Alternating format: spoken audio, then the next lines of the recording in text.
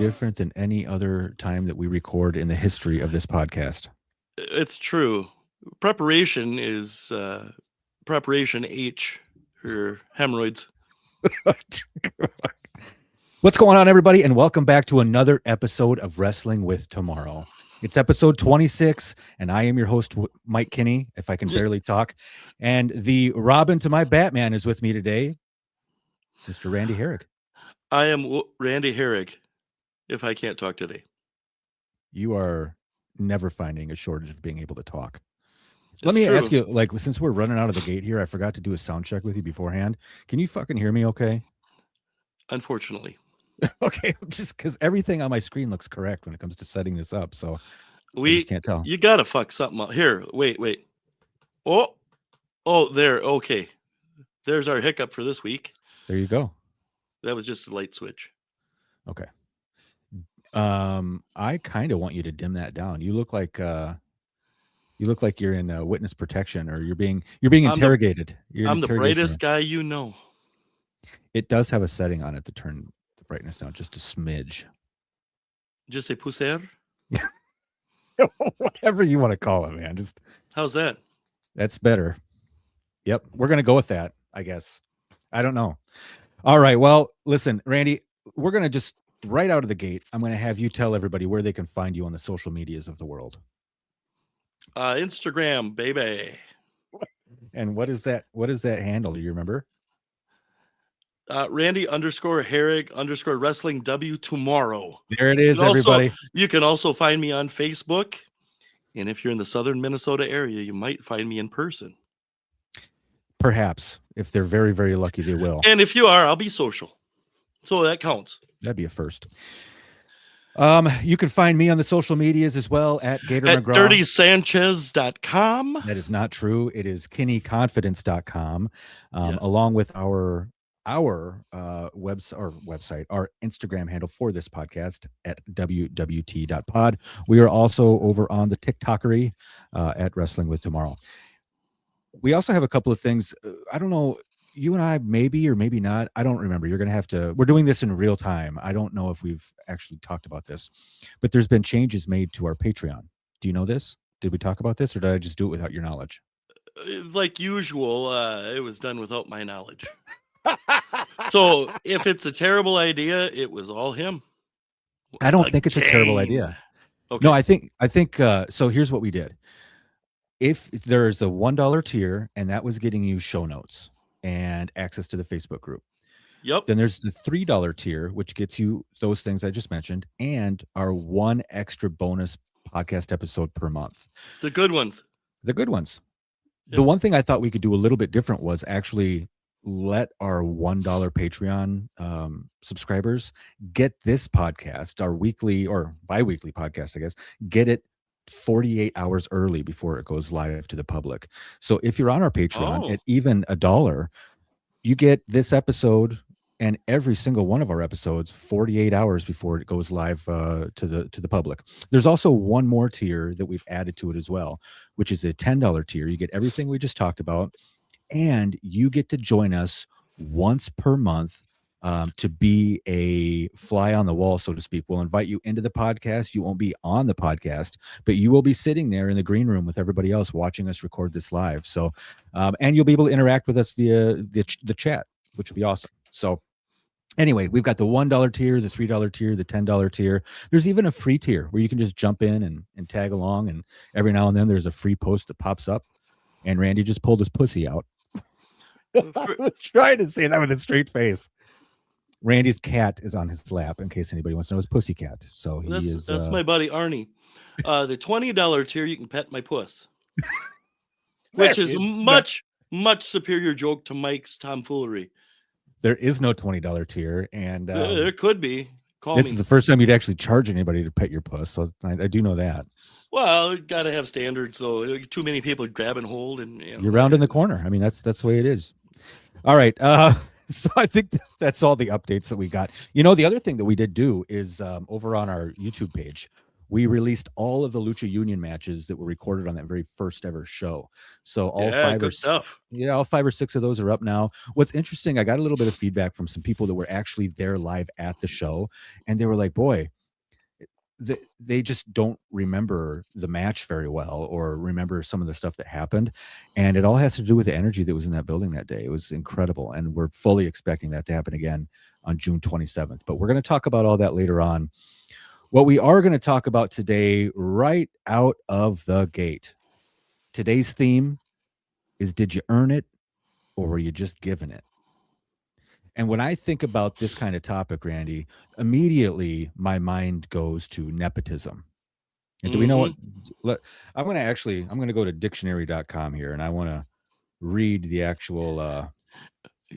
Viewers, this is the first time in history that he has went to a website with DIC as the first letters, and it was not an adult themed homosexual. What's wrong with you today? I Do don't you, know. do you, do you need to blow your nose or eat something? Or I No, don't know. I don't have anything to eat. Okay, I don't believe you a bit. You're going to bust something out here pretty soon, and it's going to make my head explode. I don't have anything. Okay. All right. Nepotism. Here we go. Nepotism is a noun. It is patronage bestowed or favoritism shown on the basis of family relationship, as in business and politics. It's Um, who you know, people. It's who you know. I mean, really, there's no. I'm a big as Rob Zombie fan as anybody else, but he's going to book his wife in every single movie he ever makes, man. That is the Hollywood clinical version of nepotism. Whether or not she deserves the role, I don't know that she earned it. I think she was just given it in some ways, I like because Sherry. she's the wife. She's fine, but I what like else has she ever Sherry. done? She's never done anything that's notable outside of Rob Zombie's work. She's very selective in her projects. Is that what it is? It's not just the fact that she gets an easy booking. No, I think it's she's going to be there anyways, hanging out with him, so he might as well save a payday. Do you ever see nepotism in your day-to-day life? Every People. freaking day, everywhere I go. I'd love to hear about It's it. We're every place. Is it You earned tell or is it given? nepotism. It's That's what I'm talking about. Your story. never earned. That's correct. You don't have to earn shit when your dad's rich or something. You're born into it. Yeah. Stuff like that, or you get hired on a job because you know the guy, and the other 50 people that are just as qualified or more so get the old. Yep. Randy's You know, waving his middle finger in the air. I just flicked it once. I did not. Okay. Just no wave it. I did not flick it more than once. There is a couple of instances I can think about off the top of my head. And really what I want to talk about is when it comes to the nepotism side of things, like how does that make you feel in the environment you're in? A lot of times there's a lot of helplessness attached to it because you know that no matter what happens, that person's never going to get fired. There's a company that I worked for ages ago, and it was a brother and sister who, and really, they say they purchased the company from their folks, but I'm under the impression that they probably inherited it. They had the opportunity to purchase it because they were the kids. But man, the sister was fine. She, knew as much as she knew, but she didn't have a background in leadership management or operations management or anything like that. Frankly, she was underqualified to be the CEO, as they say. Her brother, on the other hand, couldn't read, write, or spell, and he's calling a lot of shots. And I wish I was making that up, but like it was brutal working there because it was just like he was more interested in going into people's emails and watching his security cameras than he was actually leading, coaching, and managing his people. And that holds a company back. I mean, it has to, right?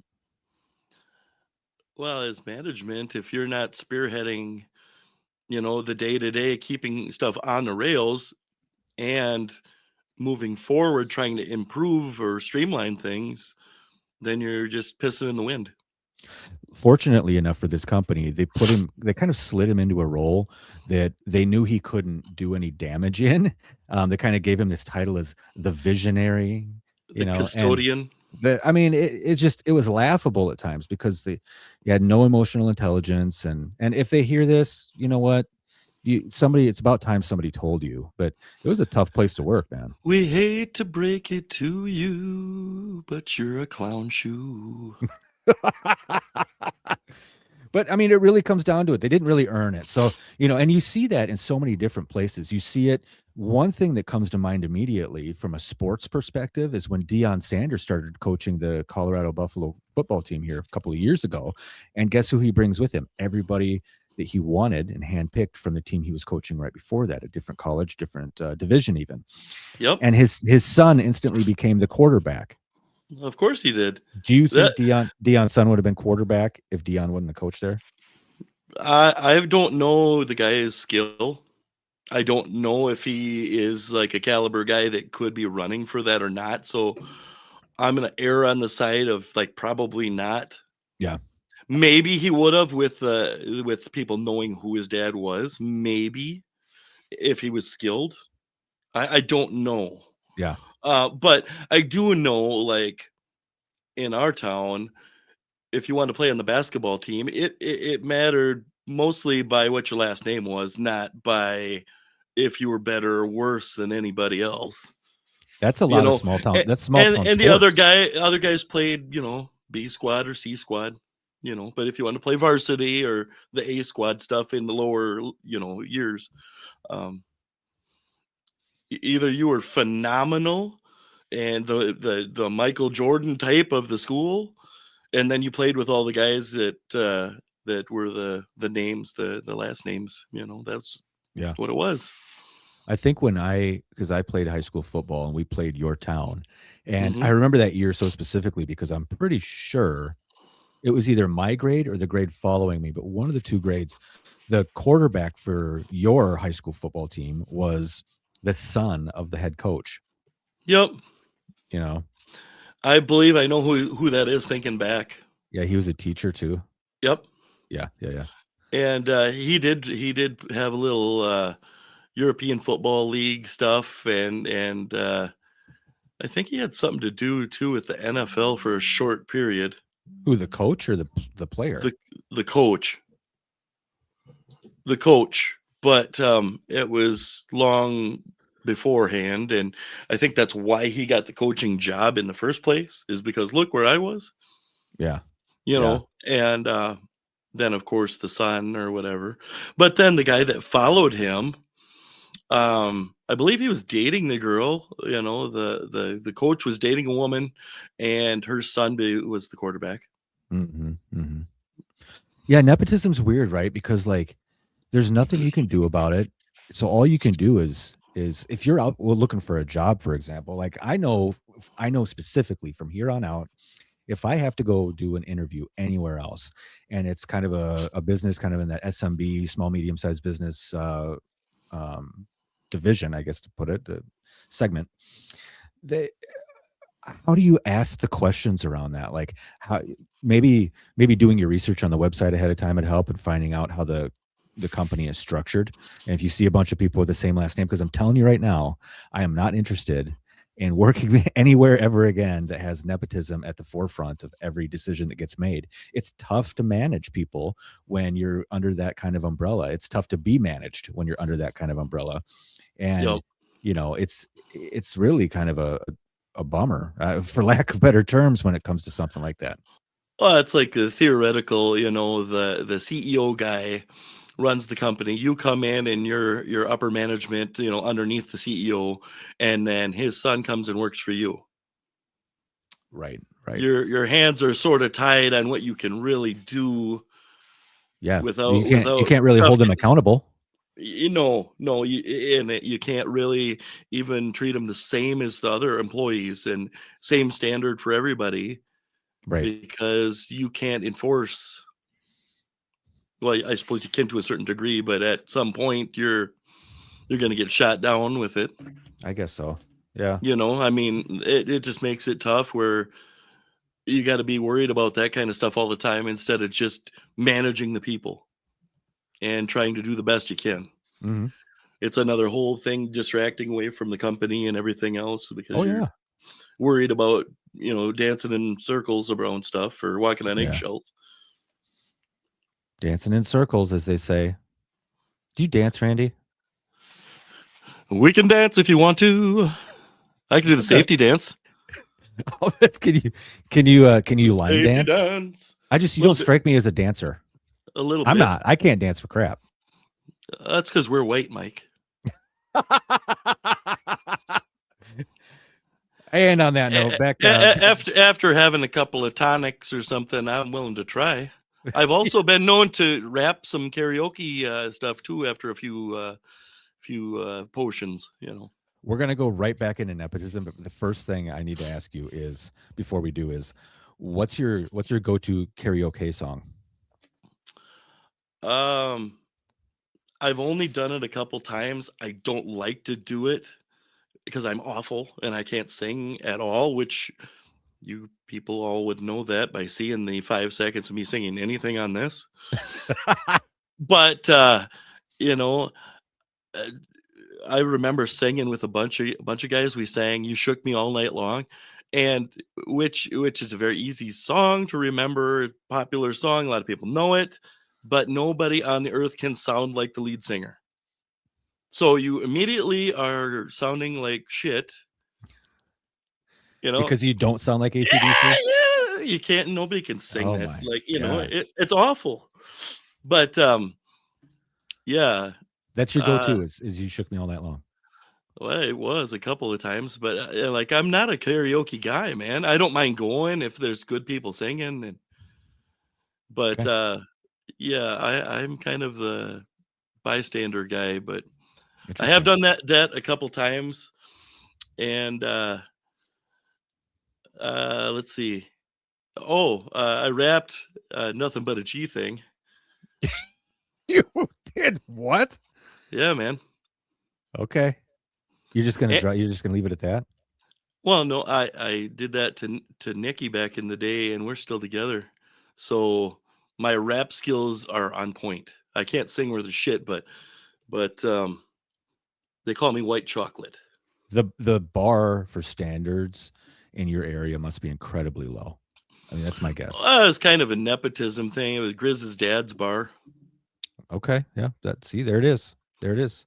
Nepotism at its finest. Like you Nepotism at its you finest. you will listen to me sing like dog shit because I can. Okay. Yeah, hey, hey. You ever Do you step in any nepotism? do I ever step in it? Well, I unfortunately have found myself involved with it on a couple of occasions. It Mm. happens in pro wrestling a lot too, with like, Oh, 100%. who gets booked and all that kind of stuff and who goes over and, you know, back to the whole And thing. I think that's every company from WWE down. It might be, if you think about Whoever the people who Vince get the wanted or who he liked and what he thought should be on the show and who should win and be the champion, and that was the whole thing.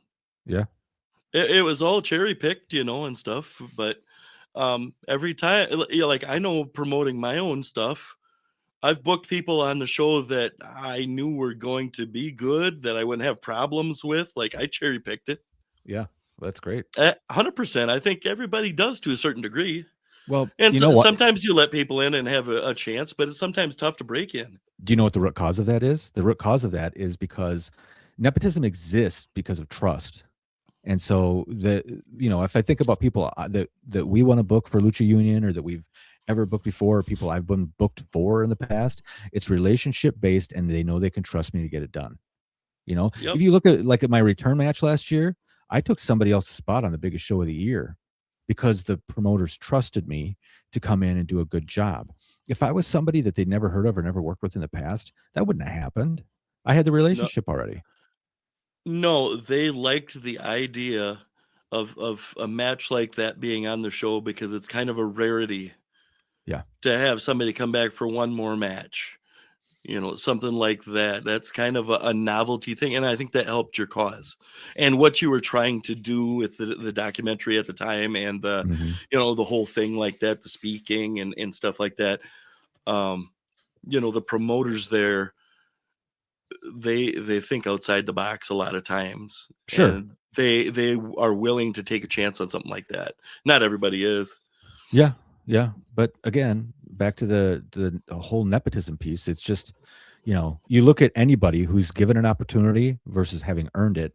The same goes for promotions anywhere you work. The same goes for a lot of situations. It really boils down to, if you put your best foot forward, you're doing everything you possibly can do, and you're still running into that wall, knowing no matter how hard you work or anything else, you're never going to get that next look, that next promotion, that next raise, whatever it is. You need to move on. You need to get out of there as fast as you can and move on, because you're just wasting time at that point.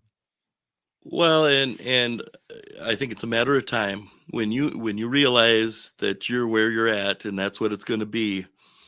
It kind of takes the wind out of your sails, and Yeah. I think to a certain degree, people stop trying as hard, Yeah, that's probably true. and you know, are like, hey, I'm where I'm at now. Like by doing extra and stuff, I'm gonna just give myself extra work, and um, they're never gonna promote me or do anything different that way. Yeah. I mean, Yeah, nepotism you know, itself can be a huge setback for everybody that's not involved in the decision-making process. And so it's just a matter of being able to overcome that with grace.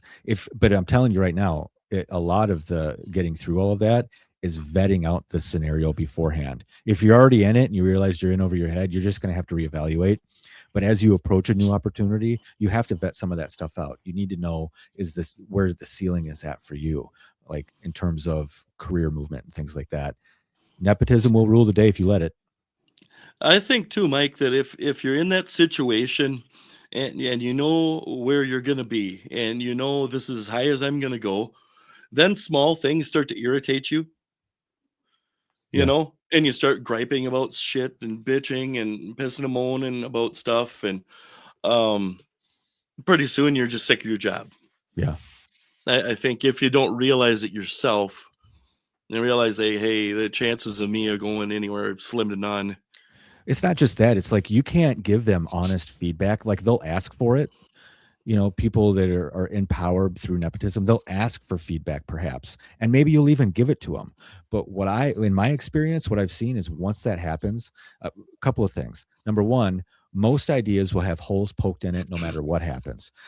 Yeah, In a scenario, in a nepotism scenario specifically, I've seen it firsthand on several accounts where it's like idea is presented, they shoot it down. It wasn't their idea. They put a couple of tweaks on it and then position it as their own idea.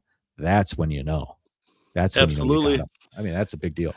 Absolutely, you know, or management shoots it down. You know, management has some way that it's not going to be as profitable or it's not going to be as successful, and it's like the lamest little piddliest thing. You know, like that wouldn't matter at all Yeah. when you're thinking through the idea.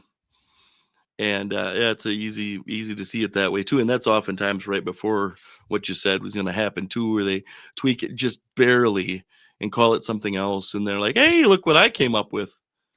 Yep. You're right.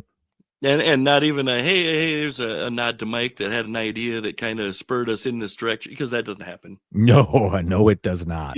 you don't get a little hey, it was him that spurred the conversation. We tweaked it a bit, and now we're gonna do this. Yeah, I No, know for a fact that doesn't happen, and so absolutely, as a leader in the role that I'm in today, and so on and so forth, whenever somebody else has a good idea, I always make sure to present it as theirs for a couple of reasons. It's usually somebody who works for me, and I want to make sure they get that kind of credit. I want to make sure they get that kind of people development underneath their belt too, and so I want to make yeah, sure that credit goes to where credit is due. I am not a glory hog, and it's specifically because I remember what it feels like to have somebody like that take yeah. all of your ideas and power away and create them as their own. I think that's why, I come up with some pretty outlandish ideas, because I'm like, yeah, okay, you thought of that. People are gonna know better. That's true. Yep.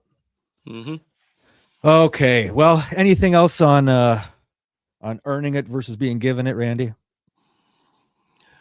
It'd be ideal in business or wrestling or anything else if earning it was the only way, but sadly, it's not.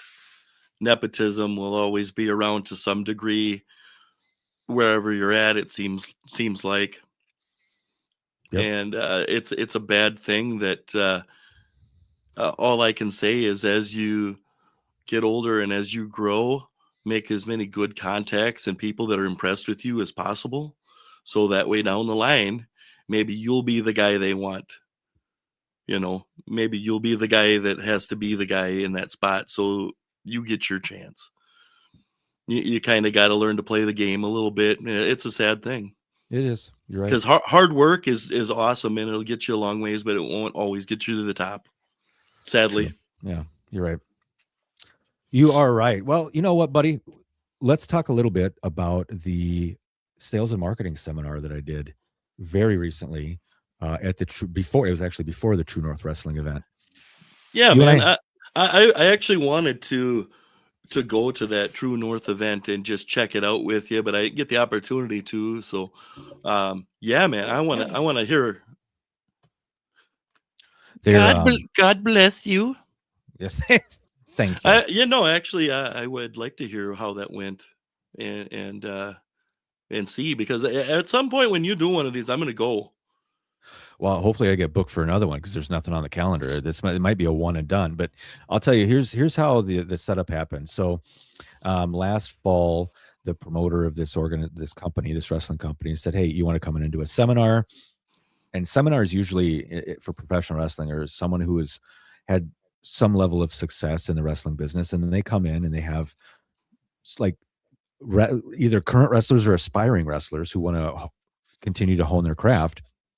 They'll be able to spend some time with one of these more advanced wrestlers prior to a show. They get in the ring, they work on some moves, they work on some psychology stuff, and it's usually like anywhere from $30 to $60 to do something like that.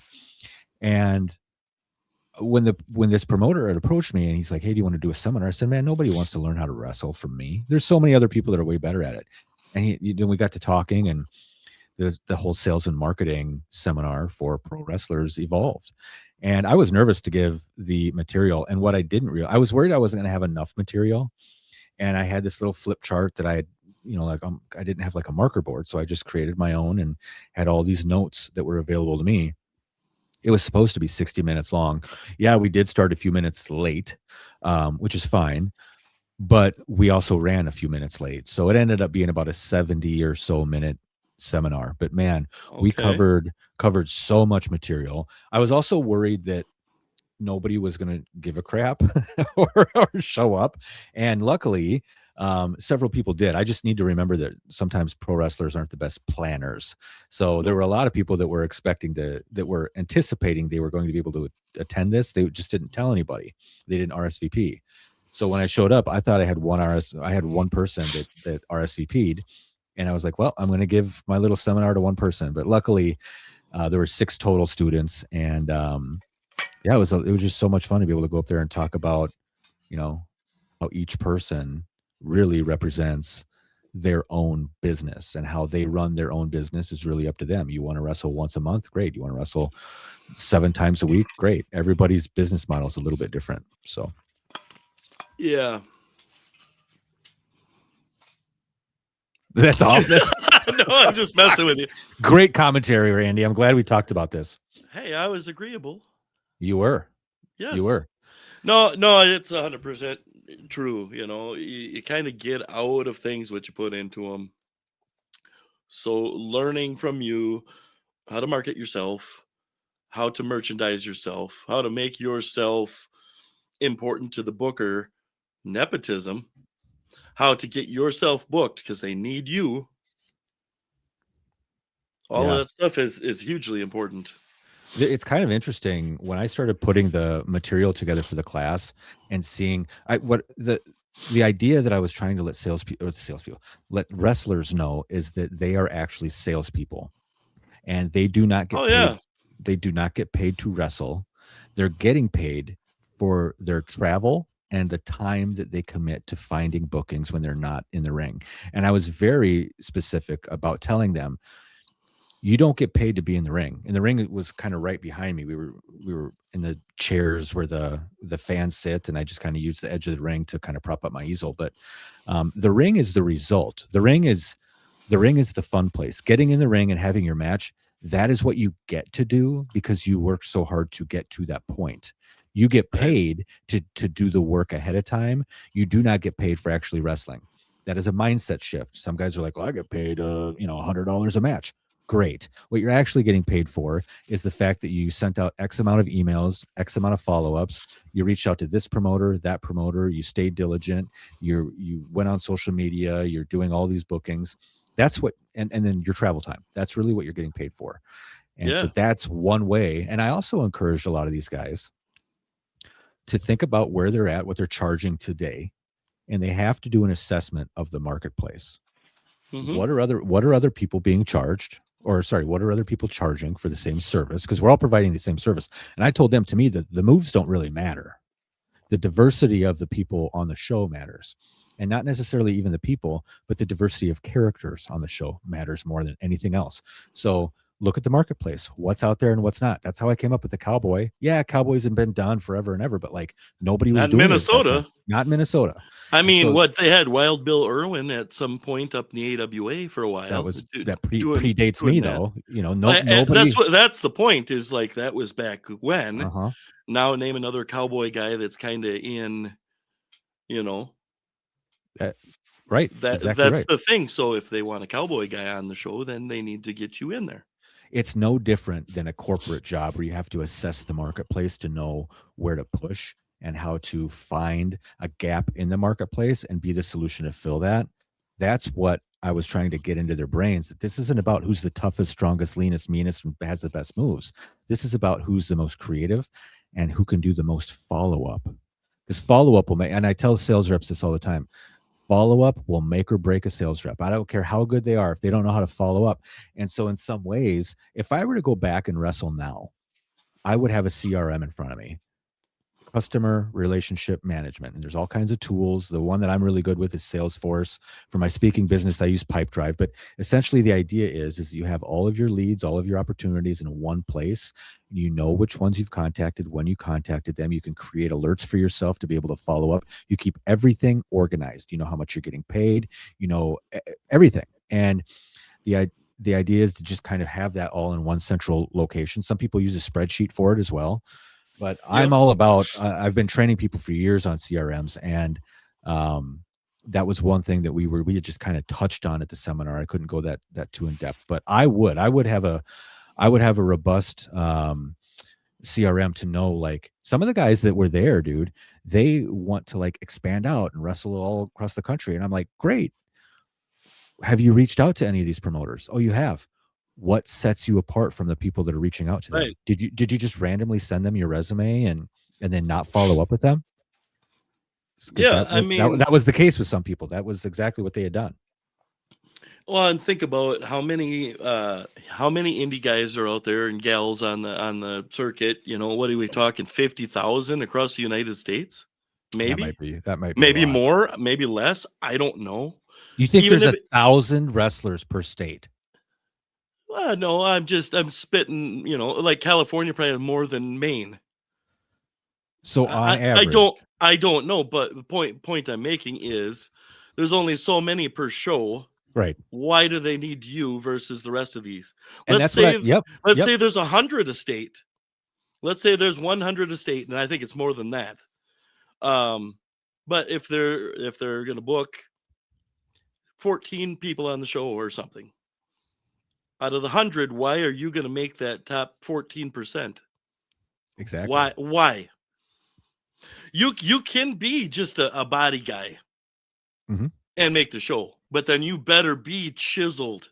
If that's gonna be your in, you better be that much more than everyone else. If you're gonna be a hardcore guy, you've got to be willing to do some stuff that other people won't do. At least potentially Sure. those holy shit things, because people have been kind of numbed to some of the stuff that would have been shocking before. Yeah. A chair shot now is pretty commonplace. It has been for a while. And stuff now they're getting into the ultra violence and stuff, and like how deep into that are you going to be? Are you going to Do you want to wrestle death matches, or do you want to wrestle a hardcore match on a show? Right. Big difference. Because there's a hell of a difference with that. Yeah. If you want to be the cowboy guy, if there is more than one, then you've got to be the best one, because um why does it have to be you if there's five different cowboy guys Yeah. and they all kind of do brawling style or whatever kind of thing and wear a cowboy hat out to the ring and everything? The similarities are pretty close on some of it. What is the reason for you? That's correct. And it's no different from tag teams. You know, everybody thinks, it seems to be, a lot of people think that to be a tag team, you got to be a high flyers. You got to do flip bumps and craziness and everything. There's a shortage of old school heel teams that can work, that can sell, that can hold down the faces and keep the audience mad, stop them from making those tags, and run the match. That's a skill, and there's a lack of that, I think, from what I see around. Yeah, you're probably right. I'm not saying they're not out there. I'm just saying they're much fewer than teams that are like, hey, we got matching pants, and we can do a double drop kick together, and you know, we can Yeah. do some tandem things. So the idea There's a lot is, of that. yeah, you have to assess the market. You have to understand where your place is at, where your place is at right now versus where you want to be. We talked about where we're at today. We talked about our goals. We talked about the strategy to get there. We talked about the importance of that strategy and the tools within, in order to reach whatever goal it is that you have. And it was super cool. I got to tell you, it was super Yeah. cool to see the guys that were sitting there with varying levels of, what's the word I'm looking for? Varying levels of goals. Some of them just wanted to wrestle occasionally, and that's okay. That's their business to run. Yep. Some of them, some of them want to get signed to the WWE or signed somewhere, so they're super ambitious, right? I respect that. And so again, that doesn't mean you shouldn't have a strategy. Every business has a strategy, and every single wrestler, every performer across all industries, everybody, if they are in the public eye, their image is their business. And so Yeah. how are you getting that out into the marketplace to make sure that you're the best one of whatever it is that you do? Absolutely. Make yourself the best that you can. Make sure everyone else knows that. And another thing too is be extremely professional no matter what show you're on, where you're at, no matter how you're treated. You don't ever have to go back. Mhm. Don't shortchange the fans. Be polite to everybody. Be respectful to the promoter because you don't know who else is a promoter friend of theirs. That might be a huge in and it might be a huge out. One thing that I did learn in my Don't burn profession bridges. I learned in my professional career after I got done wrestling was, if your behavior falls outside of the parameters of being businesslike and professional, then you're doing it incorrectly. And so that does go back and apply to the wrestling business. Now, I wish that when I was wrestling, I would have been more businesslike and professional, but I think that that just comes through personal growth. That comes through Maturity. maturity. There you go. Yep, It just does. all those things. So, but what I was telling the guys at the seminar was that exact thing: business like and professional. If your behavior falls outside of that parameter, you're doing it incorrectly. So, period. Yeah, But it was you that kind of is some cred to you too. That's what I've always thought. But you and I have never discussed your material. right. We've never went through that. So if you're hearing me say it and I don't know and I don't have the upper management experience that Mike does, and he's doing a seminar and he's telling you too, there's probably something to that. Yeah. Yep. Just So saying. it was a lot of fun. And if you're out there and you are involved in pro wrestling or book pro wrestling shows and you're interested in having this seminar done Yes. prior to one of your shows, reach out to me on the social medias. You can also find me at kennyconfidence.com, and I'm happy to have a conversation with you. Randy, I was in the garage today. I was looking for something very specific because you and I are going to be shooting the, I guess what would it be, the April bonus podcast later today. We're going to be shooting that with former guests Shane Shimon and Jay Behrens. But I wanted to make sure that I had something that was appropriate, that was kind of a callback to our early days of the professional wrestling business. And I found it. I created a video. It's out on my social media where I was digging through the loft of my garage, but I did bring it with me today, if you're interested. I know what this is because I saw the video on social and let's call it Old Yeller. Here she is, ladies and gentlemen. Oh, the The original. AWO World Heavyweight Championship. Now, this thing has been battle tested, and I apologize if you're listening and not watching this on video. Where I'm just showing how this thing was put together. I remember putting. So the really funny part about this is it's made of leather and metal, and it's got all these like little rivets in it that I bought from um, an office supply store in Austin, Minnesota that is no longer around. My high school shop teacher cut the plates for me. All I did was draw it, and then we bent it so that it would. It's got kind of like you can see it right there. It's kind of You got like, contour to fit your waist yeah, exactly. or whatever, Um, you know. and then painted this thing. It's been painted and repainted a few times, but it looks Yep. great on camera. And it's spray painted and hand painted, and every one of these snaps on this actual leather strap were hand tooled by yours truly. The You the are kind of a hand tool. the brown leather strap that is attached to it also was found. There was some event at the mall in Albert Lee that was like the for the rendezvous that they do out there, The trade show. the trade show, and there were these massive pieces of leather that we Yeah. bought, and I think all of the belts that we used for the AWO were tooled with those straps of leather. But Yeah. here she is, man. It's let me just throw it up over my shoulder, like, oh, there we go. Now it feels right. That's where it spent most of its time in the AWO history, is in Or that same. we were just talking about nepotism, right? So there it Yep. is. There it is. This is nepotism at its finest. The belt that I made and created, and I also carried more than anybody else in the AWO for sure. So Oh, 100%. who 100%. let's go over the names that held this belt, okay? Cowboy Gator McGraw. Actually, Gator, not Cowboy Gator McGraw. Gator. Pre-cowboy camouflage Pre-cowboy. pants Gator. Justin Attitude. The Asylum. Suicide.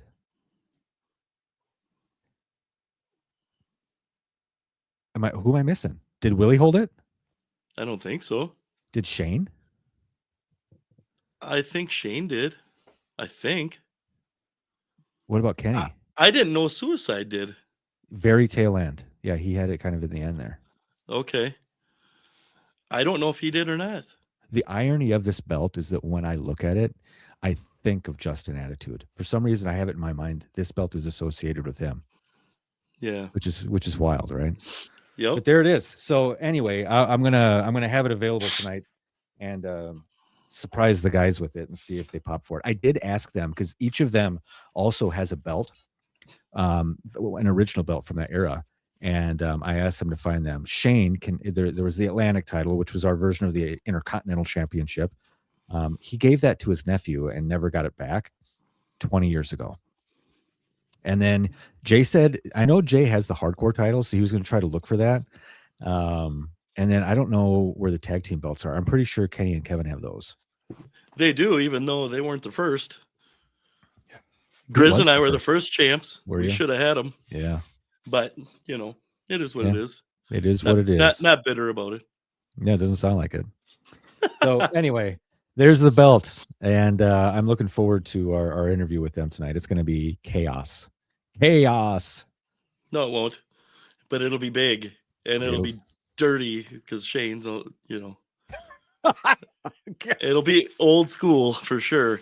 And God knows what's going to come out in that. Oh, so again, $3 a month will get you the opportunity to see that. And I'm telling you right now, if you were ever involved with us in the early days of wrestling, you want to hear some old stories that you might. Oh, baby. Yeah. Let's talk a few minutes about Lucha Union. We are still in the process of getting everything booked. There's a few open spots that we still have. Booking this women's match has been a lot harder than I thought. It's funny because I'll message some folks on like Instagram or something, and I can see they've seen my message, and they don't respond to me. So whatever. I must not be creating a very good sense of urgency, but we're still trying to get this thing booked. But we will make it happen, and we will let you know when we do. So if you're interested in attending Austin, Minnesota, Saturday, June 27th at the El Peral Ballroom. Tickets are on sale right now over at luchaunion.com. Front row tickets are available and general admission tickets. And tickets go up $5 per ticket at the day of the show. So make sure you get your tickets in advance. And yeah. That place was electric last time. It was Got so much fun. got some great talents returning again, Mhm. some fresh faces on the show, and this will be the last wrestling show ever at the ballroom, maybe the last event.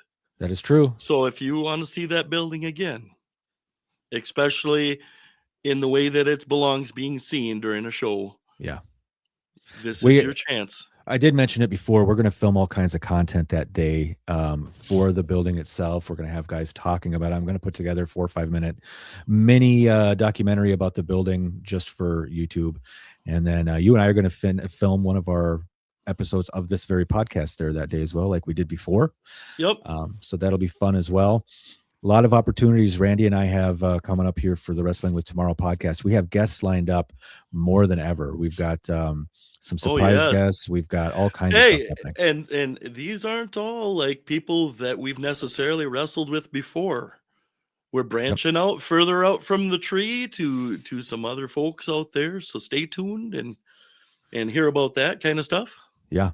We're getting, so far we've gotten a wrestling fan booked. We've got 2 wrestlers booked, and I am working on getting 2, motivational speakers that I've been, interacting with to see if they will be on the pod as well. But the goal is to really try to have 1 a month from here on out.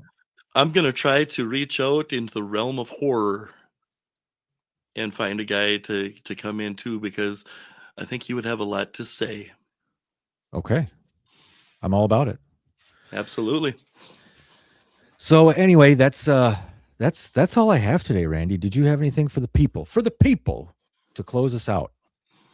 Well, I don't want to let you down. So we talked toys before about me collecting. I got some new stuff in, You and did. I want to show you this. Let's weekly purchases brought to you by Flonase when it comes to Randy's collection.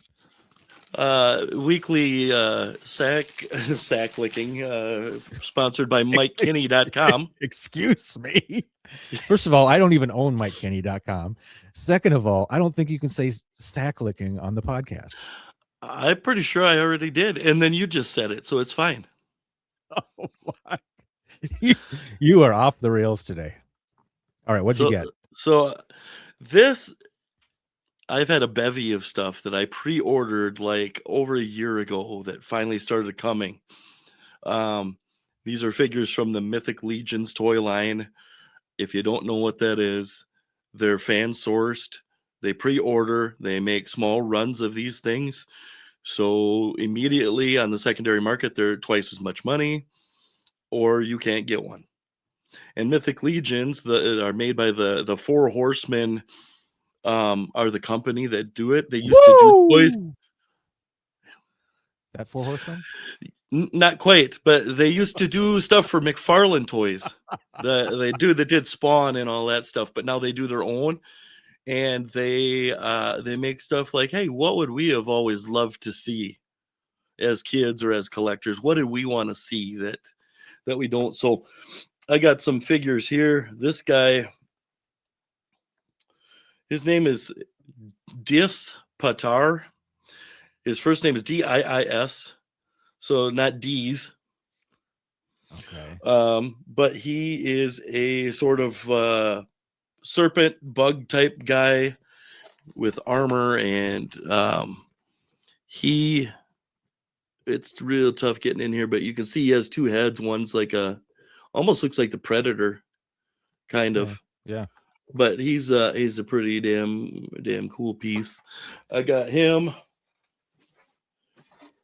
and for those of you out there that play D&D or have or are familiar with that sort of thing, I got a female character here that's kind of like a rogue, and she's a drow, so she's a underground dwarf or dwarf elf like character, and she's got blue skin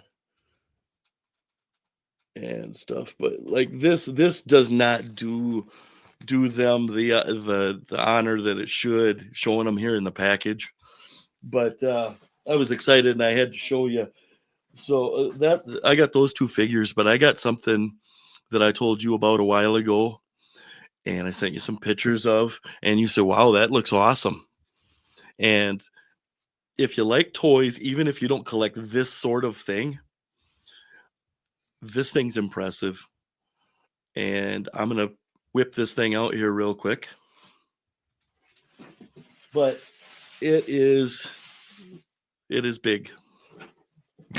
Jesus Christ. He's talking about his action figures and only that. That's a huge box, by the way. Yeah, I'm going to move my mic to the side here. So I hope you can still hear me, but this is a giant bear mount. It's really hard to see. So But what we're looking at, folks, is a gigantic, vicious bear-looking figure that has got a saddle on its back, and yeah, apparently other action figures can ride it. Randy, you lost me the minute you started talking about Dungeons and Dragons, bro. I checked the fuck out. well, see, that's the joke on you is you're the nerd now. Oh, okay. Because all that stuff is cool now, all the superheroes and all the stuff. But no, I only brought up D&D because they would know what a drow is, and I don't know if you did. No. Are you fucking kidding me right now? I know nothing about any of that shit. So, like, there are wood elves, like the guys you'd think of. You're not helping me at all here, man. Oh, I'm helping you. I'm No, gonna you're school not. your This is ass. terrible. All right, Wood tell me about elves? the wooden elves. No, not wooden. The Okay. wooden elf is the toy that you shove up your rear. Okay. Wood elves are the guys you'd think of that live in the forest.